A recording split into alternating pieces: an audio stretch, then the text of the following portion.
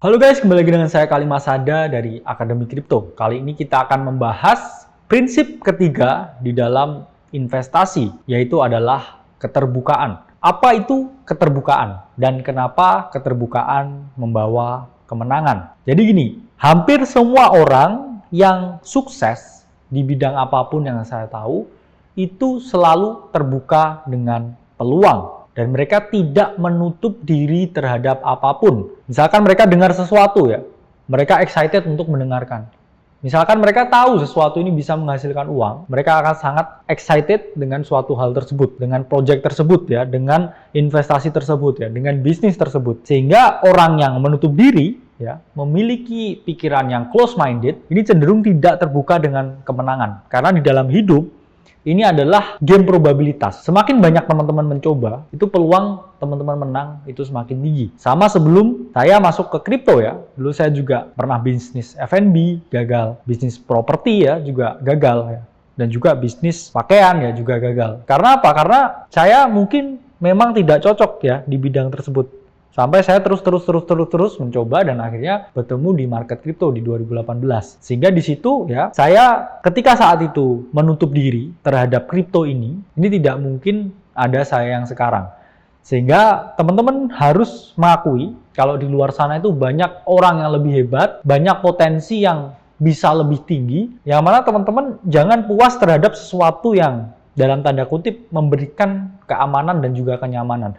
Karena keamanan dan kenyamanan itu sangat berbahaya untuk progres pertumbuhan kalian di jangka panjang. Oke? Jadi orang yang cenderung memiliki kesuksesan yang tinggi itu adalah mereka yang selalu terbuka dan excited untuk mempelajari hal-hal baru. Karena ada dua ya manusia di bumi ini, yaitu mereka yang open-minded, ya, yang memiliki pikiran terbuka, ya, sangat ceria terhadap paparan informasi baru, sangat ingin belajar ya, sangat ingin berkembang. Dan juga kedua ada yang mereka yang close-minded ya. Mereka ini pikirannya nggak terbuka ya, dikit-dikit ya, sakit hati ya, dikit-dikit diajarin ya, itu udah nggak mau ya, ogah-ogahan. Dikasih tahu ya malah marah. Diberi peluang bisnis ya, bilang bisnis nggak cocok dan sebagainya. Jadi teman-teman memang di investasi pun harus open-minded. Pikirannya harus terbuka, harus selalu memiliki pikiran ya, bahwa saya harus belajar hal baru. Even saya pun saya selalu mendengarkan orang yang jauh ya di atas saya selalu belajar. Yang tidak pernah saya lakukan yaitu adalah saya menyombongkan diri dan mencari validasi dari orang yang ada di bawah saya. Karena itu adalah bukti kesombongan ketika kita masih mencari validasi dari orang yang statusnya masih di bawah kita. Yang benar kita adalah mencari petuah ya, mencari pelajaran dari orang yang statusnya di atas kita. Supaya apa? Kita selalu level up. Karena ketika teman-teman bilang, I'm the hardest working person in the room, berarti teman-teman ada di ruang yang salah. Kalau teman-teman di lingkungan yang teman-teman ini paling jago terhadap sesuatu, ya paling kaya, ya paling sukses, ya di situ teman-teman bisnisnya paling berkembang, hidupnya paling untung, ya kamu ada di circle yang salah. Tapi kamu masih mencari validasi ya di circle itu, seakan-akan kamu ini adalah bosnya di situ, kamu rajanya di situ. Kamu hanya raja di kolam yang kecil ini. Ketika kamu berenang di lautan yang luas, kamu mati. Ya, untuk apa kita tetap mencari validasi di dalam kolam yang kecil? Saatnya kita keluar ya, mencari kolam yang besar ya, menggedutkan kita, membesarkan kapasitas kita supaya kita bisa ya compete dengan ikan yang lebih besar. Sehingga open minded ya itu adalah pikiran yang harus dimiliki oleh investor. Karena memang ya banyak sekali riset yang mengungkapkan kalau CEO-CEO di dunia ini, mereka yang super sukses ya, mereka yang berhasil membangun company-nya ya dari startup kecil menjadi perusahaan multinasional yang sangat ya punya banyak cabang di dunia, yang setiap saat, setiap menit ya teknologinya kita pakai, itu adalah mereka yang memiliki keterbukaan yang sangat tinggi terhadap segala hal. Jadi nggak mungkin ya CEO-nya Amazon ya dulu ya, oh ditawarin kerjasama, enggak ya. Saya khusus ya cuma jualan buku. Ya gimana dia bisa jadi Amazon yang sekarang? Mereka mungkin hanya jualan buku di garasi. Ya tapi bisa jadi Amazon yang sekarang karena Jeff Bezos tuh melihat, oh kayak kita lebih bisa besar ya kalau nggak cuma jual buku. Akhirnya semua dijual di Amazon. Begitupun juga dengan perusahaan-perusahaan yang lain.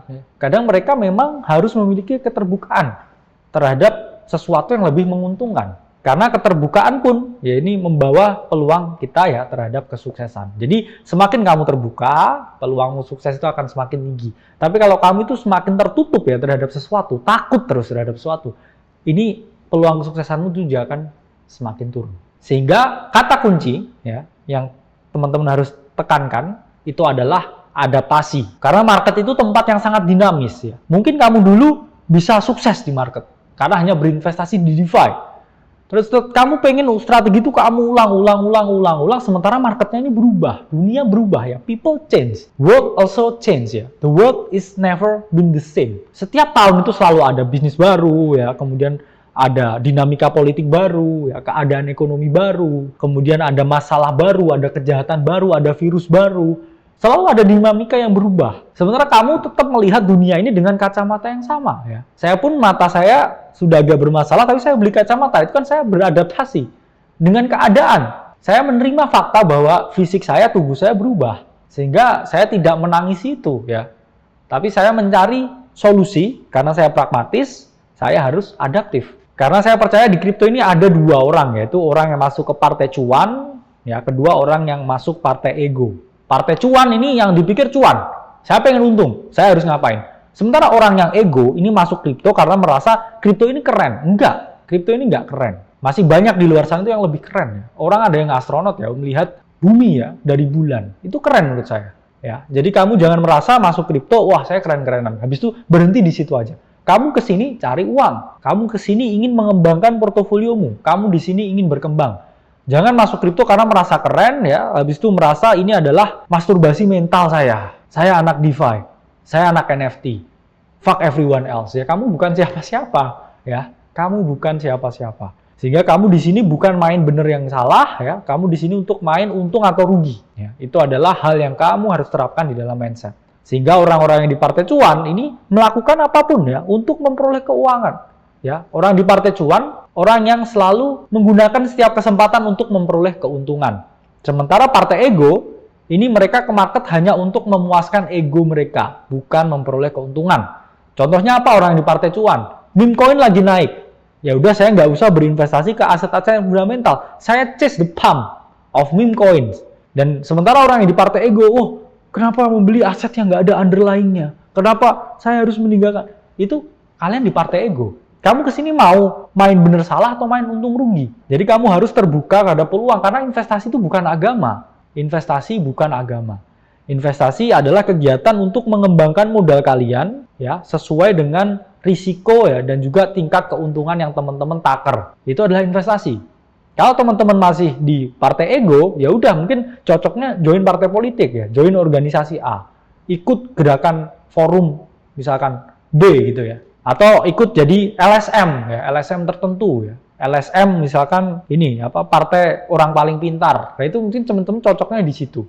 Jadi bukan cocok untuk berinvestasi di kripto. Jadi mereka yang terjebak ya ke permainan ego itu selalu gagal memanfaatkan kesempatan untuk ya memperoleh keuntungan.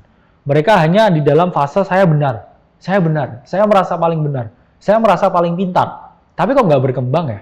Itu adalah pertanyaan yang harus teman-teman lontarkan ke diri sendiri ya. Jangan merasa ya teman-teman kesini untuk mencari pembenaran atau mencari kesalahan. Karena itu adalah sifat orang yang tidak terbuka dengan peluang. Jadi ego yang telah membutakan semuanya ya, menghancurkan peluang untuk menang. Karena banyak yang bilang ego is the enemy. Ketika ego itu too much dan teman-teman tidak bisa mengolah ego itu untuk hal yang positif. Saya bukan bilang ego itu adalah hal yang sepenuhnya buruk.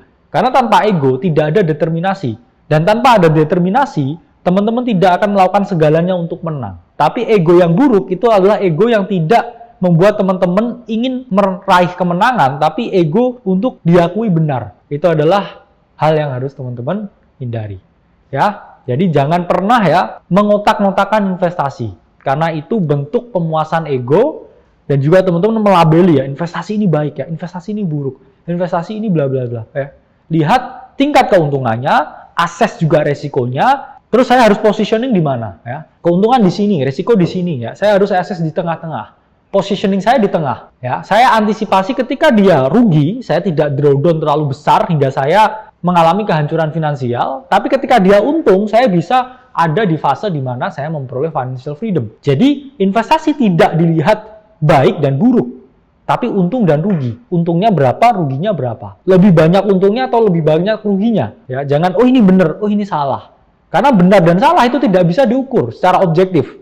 Oh saya benar, oh saya salah. Apa ukurannya benar, apa ukurannya salah? Kalau teman-teman bilang, oh saya untung, untungnya berapa? 100 juta. Oh saya rugi, ruginya berapa? 20 juta. Berarti kan ada rasionya di sini. Rasionya 1 ya dibanding 5. Ya ini objektif, ya kan? Kalau saya bilang, oh saya benar, oh saya salah. Apa indikasinya saya salah? Apa indikasinya saya benar? Kan nggak ada. Itu hanya ada di pikiran teman-teman. Maka ada istilah ya, asik di kepala sendiri. Sehingga teman-teman ketika berinvestasi harus punya tolak ukur.